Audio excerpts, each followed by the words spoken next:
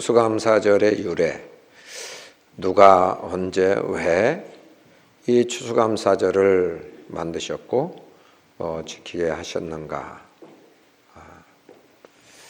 한마디로 말씀드리면 하나님이 추수감사절을 지키도록 이렇게 말씀해 주셨죠.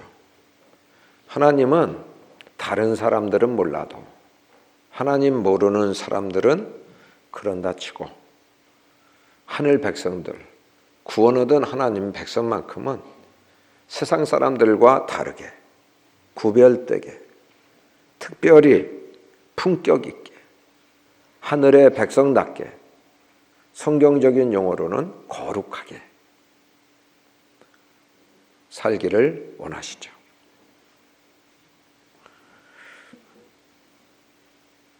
그래서 그들에게 십계명도 주시고 또 율법도 주시고 절기를 지킬 것을 말씀하여 주셨습니다. 레위기 23장에 보면 3대 절기를 말씀하고 있어요. 하나님의 백성들이 애굽에서 탈출하여 홍해를 건너 시내산에 머물면서 모세를 통해서 하나님 백성답게 살 수 있게끔 십계명을 비롯해서 율법을 주셨는데 3대 절기도 지키도록 그렇게 하신 거예요. 첫 번째 절기는 유월절입니다.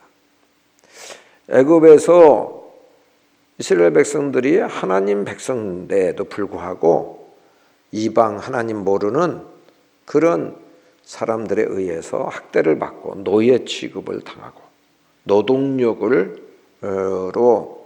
그들이 어려움을 겪고 있어요. 그들의 신음소리를 들으시고 하나님께서 모세를 보내서 하나님 백성들을 탈출시키려고 하세요. 하나님이 보내시라고 하십니다. 바로가 놓아주질 않아요. 그들이 노동력으로 얼마나 애굽 나라를 위해서 보탬이 되는데 쉽게 놓아주질 않죠. 그래서 10가지 재앙을 내리십니다. 마지막 재앙이 초태생이 죽는 거예요. 그러니까 짐승이고 사람이고 처음 난 것은 다 죽는 거죠. 그런데 그 밤에 하나님의 백성들에게는 일러주었어요. 이런 땅이 애굽에 사는 그런 모든 사람들에게 내릴 건데 그 밤에 어린 양을 식구수대로 잡아먹고 그 어린 양의 피를 문설주에 바르시오. 그러면 하나님의 재앙이 6월 넘어가게 될 겁니다. 하나님 백성들에게는 하나님의 음성을 들려줬어요. 그 이튿날에 애국 사람들 집에는 난리 났지요. 호곡이 애곡 소리가 가득 찼어요. 그런데 이 바로는 자기 민족에 이런 슬픈 일을 당한 것을 보고 더 이상 붙잡아 놨다가는 큰일 나겠다 그래서 빨리 나가라고 빨리. 그래서 나가라고 합니다. 하나님 백성들은 그들이 나가라고 하기 때문에 서둘러서 나가죠. 그래서 홍해를 건너서 그들은 호곡 소리로 애곡 소리로 가득한데 홍해를 건너고 난 후 그 노예와 묶임과 부자유와 학대 속에서 벗어나 자유를 누리고 해방을 누리고 구원을 받은 것이 너무 고맙죠. 감사하죠. 그래서 노래하면서 춤을 추면서 찬송하고 하나님께 영광을 돌렸어요. 그 일이 있은 이후에 계속해서 이 절기를 지켜야 된다. 오늘날 적용하면 이 세상에서 죄로 말미암아 죽었던, 소망 없던 지옥 멸망으로 빠져갈 수밖에 없는 우리에게 있어서 어린 양이신 예수님이 십자가에서 피 흘려 죽으시고 몸 찢어 주심으로 죄에서 마귀의 노예에서 풀려나 자유케 되며 구원받은 하나님의 백성들이 그 구원받은 은혜에 감격하여 매주일 혹은 매일 주님을 찬송하며 예배하며 영광 돌리는 것, 이것이 바로 유월절을 지키는 오늘날의 모습이다. 그렇게 볼 수 있습니다. 자, 두 번째 절기에는 77절, 초실절이라고 하고 오순절이라고도 합니다. 6월절에서 50일째 되는 날, 오순절이죠. 7주간 지난 77절.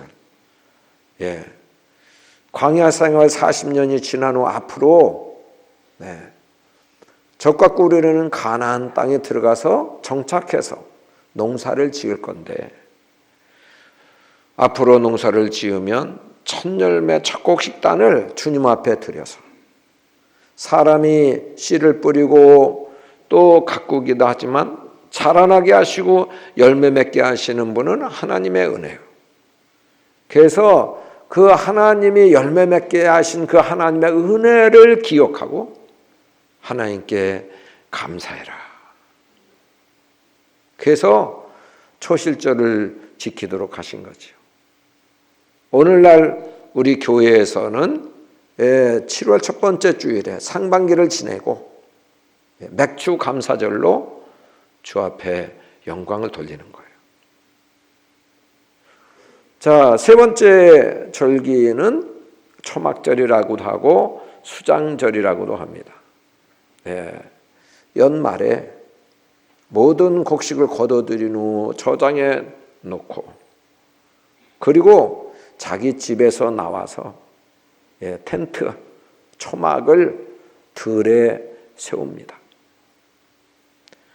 그리고 가나안 땅에 들어오기 전 40년 동안 광야에서, 사막에서 하나님의 은혜로 산 것을 되새김하며 기억하며 그 초막에서 일주일간 지내요. 조상들이 어떻게 오늘에 이르렀는가, 우리가 어떻게 오늘에 이르렀는가. 광야에서 만나 메추라기를 내리시고, 그리고 불기둥과 구름기둥으로 인도해 주셔서 여기까지 오게 됐다.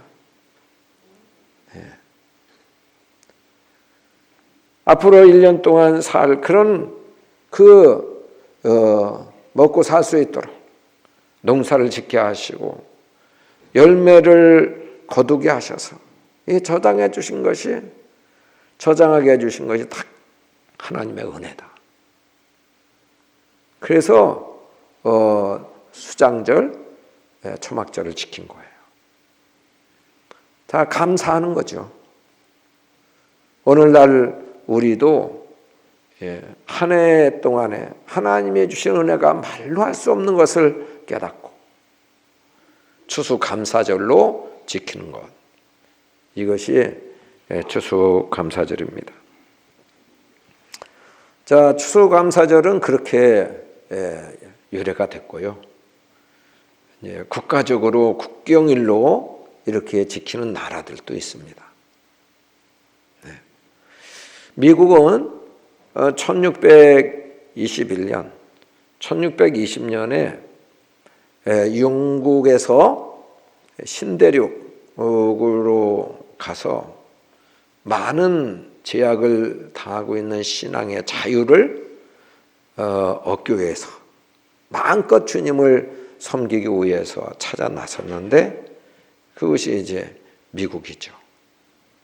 거기 가서 1년 동안 정착하고 농사를 짓고 농사를 풍성하게 거둬들인 후에 하나님 은혜가 감사하다.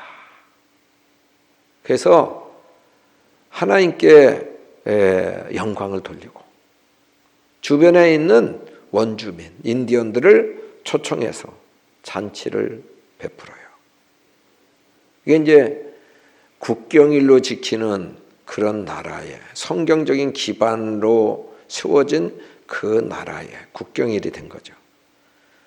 조지 워싱턴 초대 대통령이 제안을 하고 그리고 에이브럼 링컨 대통령 때에 의회에서 법이 제정이 되어 국경일로 지키게 되었습니다. 자, 이 절기를 어떻게 지켜야 되는가? 우리가 신명기 16장 16절에서 17절 말씀을 보면 잘 알 수 있습니다. 한번 읽겠습니다. 너희 가운데 모든 남자는 1년에 3번 곧 무교절과 칠칠절과 초막절 내 하나님 여호와께서 택하신 곳에서 여호와를 배웁되 빈손으로 여호와를 배웁지 말고 각 사람이 내 하나님 여호와께서 주신 복을 따라 그 힘대로 드릴지니라. 아멘. 예. 이 세 절기는 다 은혜를 기억하고 그리고 감사하는 절기예요. 그런데 이 절기, 이것을 그냥 지나치면 안 된다.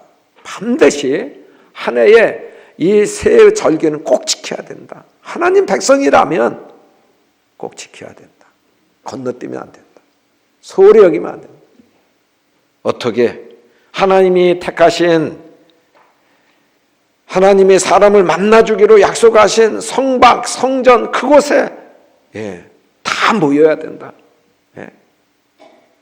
그리고 거기에서 하나님께 예배를 드려야 된다. 예배를 드려야 된다. 예배를 드리는데 꼭 염두에 둘 것은 빈손으로 드리지 마. 빈손으로 오지 말라는 거예요.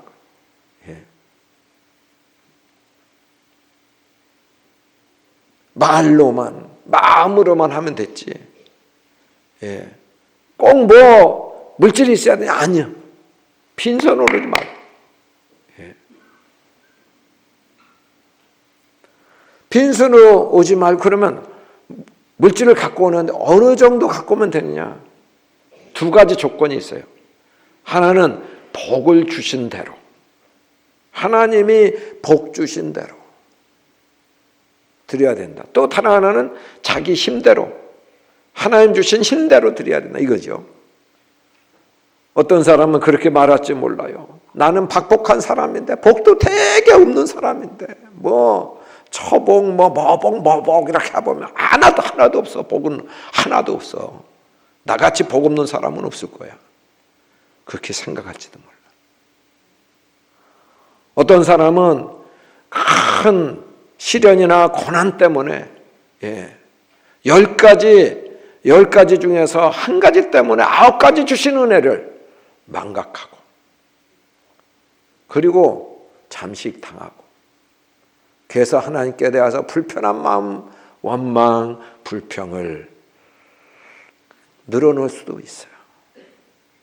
그런데 여러분 찬송가 429장 1절을 보면 그 시를 그 가사를 지은 사람의 그 영감을 따라서 우리가 깨닫는 것이 있어요. 한번 보겠어요. 같이 읽겠습니다. 세상 모든 풍파 너를 흔들어 약한 마음 낙심하게 될 때에 내려주신 주의 복을 세워라. 주의 크신 복을 내가 알리라. 받은 복을 세워보아라. 크신 복을 내가 알리라. 받은 복을 세워보아라. 주의 크신 복을 내가 알리라. 아멘. 여러분 우리가 공수래 공수고요. 빈손으로 왔어요. 그리고 빈손으로 또 돌아갈 거요. 그런데 이제 지금 알몸이 아닌 뭔가 입고 있고 먹고 있고 이제까지 살고 있다면, 어떤 소유가 조금이라도 있다, 이건 다 주신 복이라는 거죠. 예? 세상 풍파 흔들어 너를 흔들고 막 힘들게 그 같은 일이 있을 때 나는 박복하다 생각하지 말고 하나님의 주신 복을 구체적으로 하나, 둘, 셋, 넷, 세 번하는 거예요. 그러면 하나님이 얼마나 크신 복을 주셨는지, 얼마나 놀라운 복을 주셨는지, 상상할 수 없는 은혜와 복을 주셨는지 내가 알게 될 거다. 복이 없어서 알지 못하는 것이 아니라 복이 있는데도 세보지 않아서 그렇다는 거죠. 여러분, 늘 추수감사절이 오면 부담을 느낄 것이 아니라 주님이 주신 복이 너무 커, 난 너무 많아, 감격해서 이 절기를 지키는 우리 모두가 되기를 축복합니다. 타련한 힘대로 드리라는 거예요. 하나님께서 달란트 비유에서 어떤 사람에게는 5달란트 주시고 어떤 사람에게는 2달란트 주시고 어떤 사람에게는 1달란트 주셨어요. 힘대로 드리라는 것은 1달란트 하나님께서 주신 그 1달란트 받은 사람이 5달란트 하나님께서 요구하시지 않는다는 거예요. 1달란트 받은 사람은 1달란트 받은 힘만큼 드리면 돼. 2달란트 받은 사람은 2달란트 받은 만큼만 드리면 된다 그거죠.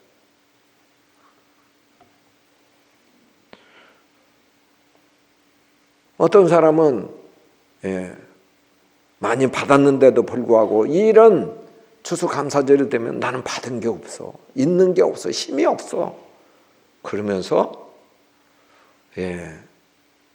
하나님이 주신 힘을 부정하고, 그리고 사람들에게는 그렇게 말함으로 인하여서 엄살을 부리는 사람도 없지 않아 있을 거예요. 그러나 하나님은 아세요. 하나님은 아세요. 사도행전 5장에 보면 아나니아와 삽비라가 나오는데 하나님의 감동을 주셔서 자기의 전답, 소유 밭을 팔아서 하나님께 드리기로 감동을 주셔서 그렇게 하기로 작정했다고요. 막상 팔아놓고 보니까 값이 생각보다 커. 그래서 일부는 감춰두고 부부가 알아요. 사람이 보지 않았어요. 그리고 일부만 가지고 주님 앞에 갖고 나가죠. 베드로 사도 사람이니까 모를 줄 알았죠. 그런데 베드로와 함께 계시는 하나님의 영이 가르쳐 주신 거예요. 이것이 전부냐? 박한바 너가 작정한, 드리기로 작정한 전부냐? 그랬더니 아나니아가 네, 전부입니다 그랬다. 그때에 하나님의 영이 말씀했어요. 이 베드로를 통해서 내가 사람을 속인 게 아니고 하나님을 속인 거다. 그래서 그 즉시 하나님이 심판하셔서 그가 세상을 떠나게 되죠. 그 부인도 나중에 와서 그게 전부라고 또 그렇게 말해요. 그래서 부부가 하루아침에 세상을 떠나는 일이 있게 됐어요. 자, 힘대로 드린다. 어떻게 하면 좋아요? 얼마를 드려야 돼? 구체적으로 우리가 궁금하잖아요. 어떤 목사님은 그래서 추수감사절, 한 해 동안 주신 은혜를 기억하고 감사하는 거니까 그 감사절에 걸맞는, 그래서 11조를 드릴 때에 한 달 11조 더 드리는 거로, 보너스로 주님께서 한 달 수입을 주셨을 때 한 달 수입 전체를 더 드리는 거로, 보너스를 드리는 거로. 혹은 365일이니까 하루에 1,000원 감사, 1,000원 감사해서 36만 5천 원 이상으로 이렇게 하나님께 드리는 거로 권면하는 분도 계세요. 저는 가장 좋은 방법, 그것은 하나님께 여쭤보는 거예요. 하나님, 저 사정 다 아시죠? 하나님, 그러나 정말 주님 주신 은혜는 말로 다 알 수 없어요. 너무 고마워요. 그렇기 때문에 제 마음을 어느 정도 표현하면 될까요? 주님 말씀하세요. 감동 주십니다. 인격적인 주님이시고 살아계신 주님이세요. 그러면 순종하면 돼요. 자, 여러분, 여기 반드시 빈손 오지 말고 주님 뵐 때 꼭 뭔가 가지고 와야 된다고 말씀하셨어요. 주님이 궁색하시고 우리의 도움이 필요하셔서 갖고 오라고 하신 걸까요? 하나님 아버지 만나는 거거든요. 그게 아니죠. 하나님 아버지는 모든 것이 하나님 아버지 것입니다. 은도 금도 하나님의 것입니다. 또한 부와 기 모든 것이 하나님의 것입니다. 하나님 것이. 천지 만물을 만드신 하나님 것이에요. 없는 것에도 있게 하시는 분이세요.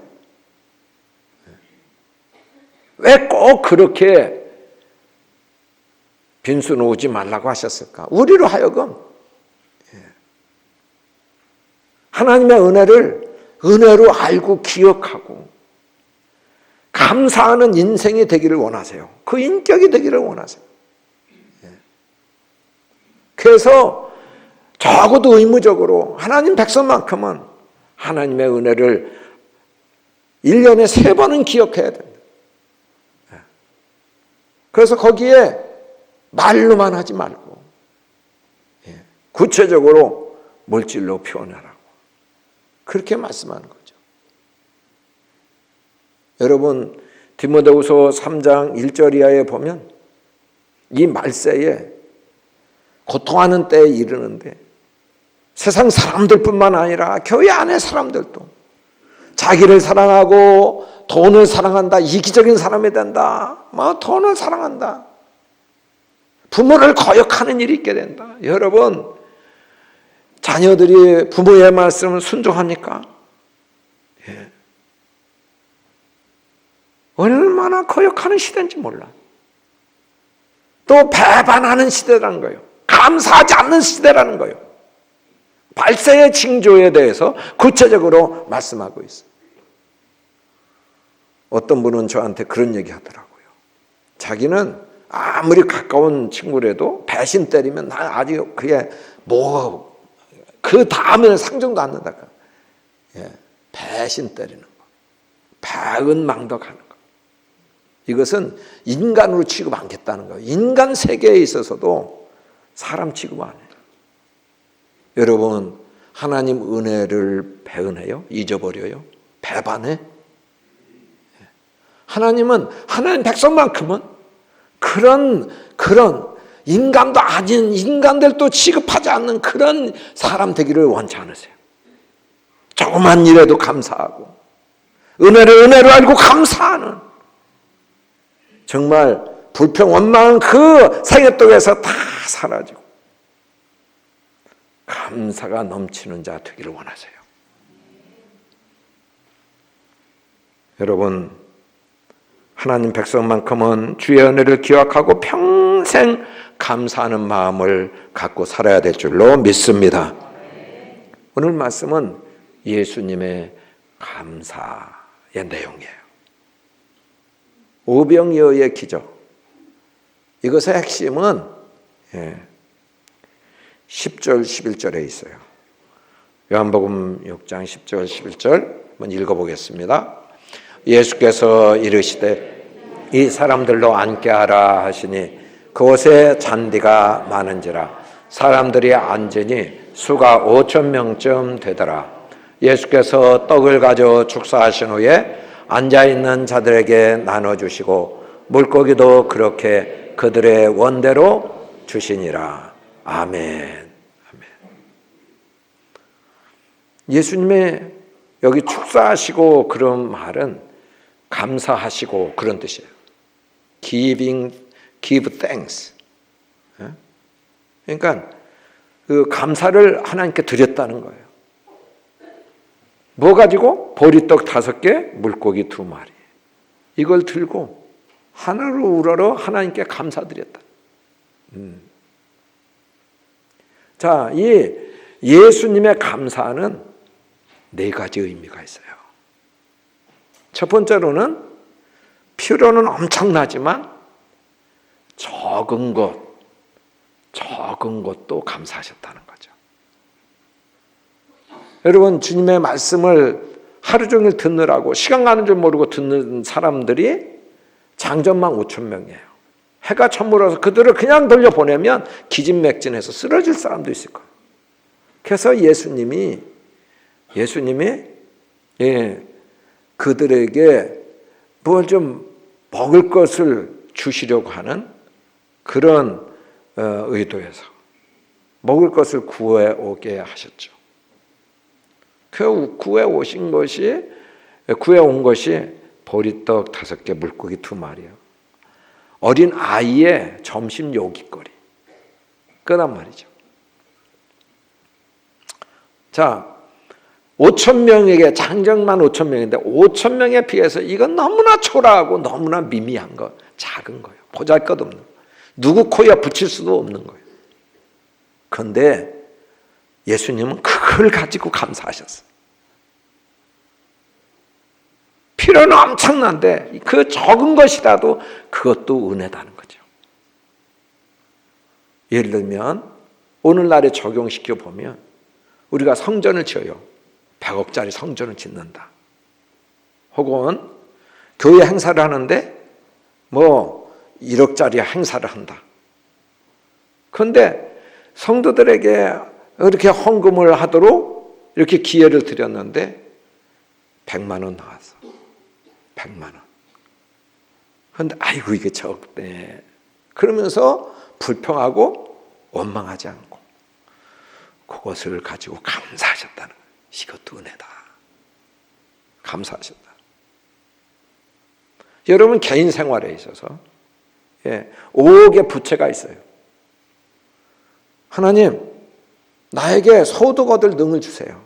이 부채 다 갚고 사람들에게 베풀 수 있고 나눠줄 수 있는 그런 사람 되게 해주세요. 그리고 한 달 열심히 일했어요. 일해서 번 돈이 100만 원이야. 5억 갚으려면 이 100만 원 가지고 자기 생활도 어렵잖아요. 그런데 그걸 가지고 이것도 은혜입니다. 건강 주셨고요. 일할 기회와 재능도 주셨고요. 또 헛수고하지 않고 소득도 주셔서 열매를 주셔서 감사해요. 그러고서 감사하는 것. 필요에 비해서 너무 적지만 초라하지만 그것도 은혜인 것을 깨닫고 감사하는 것. 예수님의 감사입니다.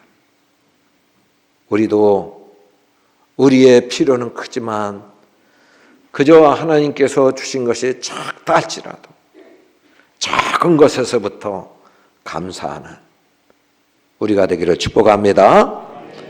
두 번째로는 예수님의 감사는 순수한 그 한 어린아이의 마음을 보시고 감사하신 거예요. 네. 어떤 물질의 크기보다도 마음, 그 아이의 마음을 보고 감사하신 거다. 그렇죠? 여러분 한번 보세요. 하루 종일 예수님이 가르치시느라고 이 가르치시는 데에 얼마나 열정과 성의를 다하셨겠어요. 얼마나 힘드셨겠어요. 다른 사람 앉아 듣기만 했어요. 그러면 배가 고프셔도 예수님이 훨씬 더 배고프시죠. 어쨌든 제자들 통해서 이들 다 먹여야 되니까 의도는 먹여야 되니까 먹을 것 있나 좀 찾아봐라. 그래서 제자들이 여기저기 돌아다니면서 예수님 먹을 거 필요하시다고 합니다. 먹을 거 필요하시다고 합니다. 그런데 한 사람도 반응하지 않은 거예요. 어른 중에서는 뭐 도시락 싸갖고 온 사람 없었겠어요? 어린아이 하나가, 야, 예수님 이렇게 좋은 말씀해 주셨는데, 이렇게 하늘나라를 말씀해 주셨는데, 야, 이런 소망의 말씀 이거 듣느라고 내가 정신없이 하루도 지나가는 줄 모르고 이렇게 시간 가는 줄 모르고 들었는데, 예수님 필요하시다면 드려야지. 나를 이렇게 사랑해 주셔서 나에게 주시는 좋은 말씀 해주셨는데 드려야지. 예. 주님이 필요하시다는데 드려야지. 감사한 마음으로, 예. 순수한 마음으로. 그것이 자기 있는 전부요. 아낌없이 주를 사랑하기 때문에 드린 거예요. 그 마음을 보신 거죠. 마음을 보셔서. 주님 감사하지. 여러분, 우리가 정말 이 절기를 맞이한다든지 주님 앞에 드릴 때 우리 마음 중심에서 정말 주의 은혜를 깨닫고 주님을 사랑하는 마음이 넘쳐나. 그것이 동기가 되어 순수하게 그런 감사가 동기가 되어 주께 감사하는 우리 모두가 되기를 축복합니다. 자, 세 번째는 믿음에 감사했어요. 믿음은 바라는 것들의 실상이요 보지 못하는 것들의 증거니. 그런 말씀. 네. 예수님은 하나님 아버지를 믿었어요. 능력을 믿으셨어요. 지금 보이는 것은 보리떡 5개, 물고기 2마리 이것뿐이요. 그러나 하나님의 능력이 임하시면 이것이 1000배, 10,000배 증가될 거다. 예. 하나님 모든 백성들에게 이것이 씨앗이 되어 축복의 씨앗이 되어, 예. 모든 사람들이 다 배불리 먹고도 남을 것을 믿으셨어요. 그래서 그 작은 것 가지고 믿음의 감사 기도를 드린 거죠.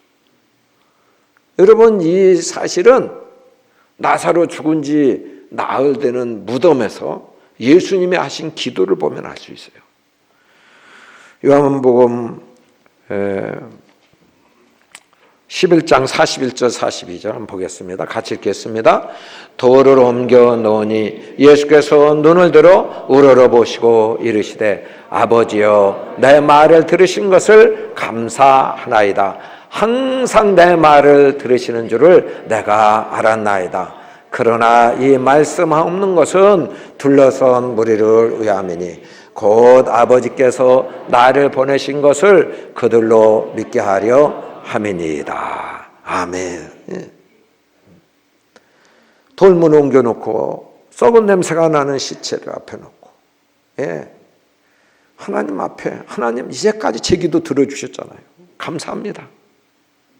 항상 내 기도 들어주시고 이번도 들어주실 걸 인하여 감사합니다. 그런 거죠. 예. 이렇게 소리내서 기도하는 건 내 마음속으로도 할 수 있지만 여기 모든 사람들이 감사기도 드리고, 예. 그랬을 때에 살아계신 하나님이 얼마나 역사하시는지 내가 메시아인 것을 그들로 믿게 되었으면 좋겠어요. 그렇게 하기 위해서 제가 소리내서 기도하는 겁니다. 그런 뜻이죠. 여러분, 우리가 감사하는 것은 축복의 씨앗입니다. 하나님께서 놀라운 일을 그걸 통해서 생각할 수 없는, 상상할 수 없는 놀라운 일을 행하실 줄로 믿습니다. 기대하시고 믿음으로 신뢰하시고 감사할 수 있기를 축복합니다. 네 번째는 이 기적을 행하신 본 뜻, 본 의도, 이걸 깨닫게 하기 위해서요. 예수님이 하늘에서 내려오셔서 생명의 떡이 되셔서 십자가에서 몸을 찢어주심으로 그 사실을 믿는 자마다, 떡을 먹는 자마다 다 배불리 먹었듯이, 배부르면 얻었듯이 구원 얻게 하시려고. 이 구원 얻는 그런 사람들을 생각하니까 구원 얻은 사람들을 생각하니까 너무 감사한 거예요. 그래서 감사하신 거죠. 자, 요한복음 6장 1절부터 15절이 이 사건의 실제 내용이에요. 그리고 하나님이신 예수님께서 해석한, 영적으로 그 의미를 해석한, 왜 그 사건을 일으키셨는가 해석한 내용이 51절에 나와요. 51절 보겠습니다. 같이 읽겠습니다. 나는 하늘에서 내려온 살아있는 떡이니 사람이 이 떡을 먹으면 영생하리라. 내가 줄 떡은 그 세상의 생명을 위한 내 살이니라 하시니라. 아멘. 예. 십자가의 죽음을 통해서 대속제물로 두심으로 인하여 그 십자가를 믿는 사람마다 하늘나라에서 내려오신 산 떡이신 생명의 떡이신 그 예수님이 그 살을 믿고 먹는 자마다 멸망하지 않고 영생을 얻게 하시려고 하는, 예, 그런 것을 깨닫게 하시고 그것을 믿음으로 바라보시고 감사하신 내용이라는 사실이죠. 여러분, 우리가 주의 십자가에 바라볼 때마다 날 구원하시고 날 사랑하셔서 주님이 베풀어 주신 그런 은혜인 것을 늘 깨닫고 구원에 감사하고 감격하는 우리 모두가 되기를 축복합니다. 우리 같이 통성을